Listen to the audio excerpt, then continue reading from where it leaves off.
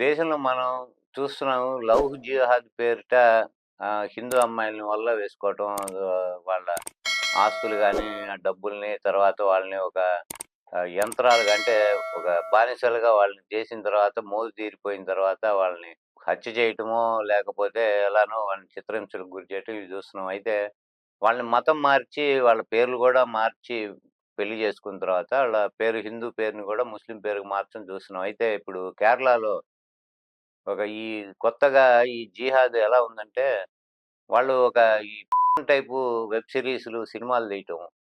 వాళ్ళల్లో ఏందంటే, మనకి ఈ మధ్య కాలంలో 'లొల్లా కాటేజ్' అని ఒక వెబ్ సిరీస్ అంటే టైపు సీరీస్ వాళ్ళు తీసి, దానికి దర్శకుడు ఎవరంటే మొహమ్మద్ ఇస్లాం. ఆయన తన సొంత మేనకోడలే ఆసియా ఖాతున్ అనే ఆమెని పెట్టి ఆమెతో ఈ టైపు వెబ్ సీరీస్ తీయటం. అంటే అశ్లీలమైన వెబ్ సీరీస్. అది తీయటం ఇది ఈ మధ్య మొన్న రిలీజ్ అయిందిది.